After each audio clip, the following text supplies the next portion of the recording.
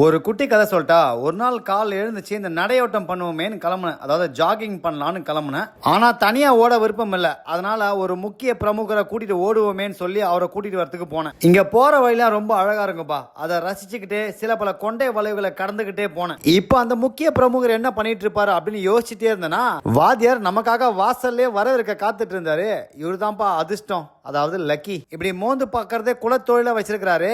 இவர் தான்ப்பா நம்ம முக்கிய பிரமுகர். இவர் கூட தான் நான் இன்னைக்கு நடையோட்டம் போக போறேன், அதாவது ஜாகிங். இந்த ஜாகிங்கை நம்ம மெல்லோட்டம் அப்படின்னு கூட சொல்லலாம். இந்த நடையோட்டம் போகும்போது நட்டுக்காம இருக்கிறதுக்கு உடம்பை இளஞ்சூடாக்கிக்கிட்டேன், அதாவது வார்ம் அப் பண்ணிக்கிட்டேன். ஓட்டத்துல நான் ஆர்வமா இருக்கணும் இல்லையோ, நம்மால அதுக்கு மேல ஆர்வமா இருக்காப்புல. இவரு கூட வெளியில போகும்போது நாய் பட்டையெல்லாம் தேவையே இல்லப்பா. அவரே ராஜா, அவரே மந்திரி, எப்படி வேணா போவாரு, எப்படி வேணா வந்துருவாரு. ஆனா நம்ம கூடயே வருவார்ப்பா. அதான் சிறப்பு அம்சம். இந்த மாதிரி இடங்கள்ல அதிகமா வாகனங்கள் வராததால ஏத்திருவாங்களோ அப்படின்ற பயம் கூட கிடையாது. கொஞ்ச நேரத்துல இந்த பிரதான சாலையில இருந்து மண் சாலைக்கு போனோம். எங்கட ஆளக்கான திரும்பி பார்த்தா அங்க நிக்கிறாப்புல.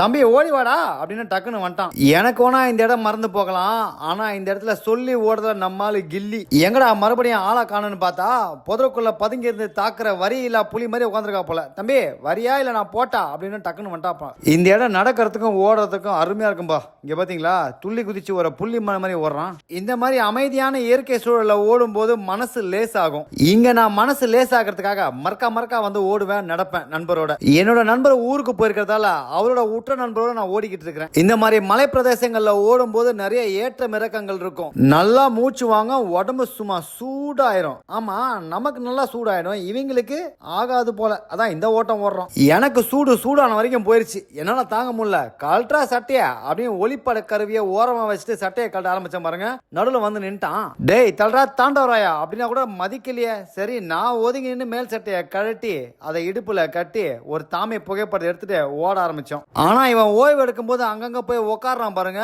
பாக்குறதுக்கு காட்டுராஜா மாதிரி கம்பீரமா இருக்கான்.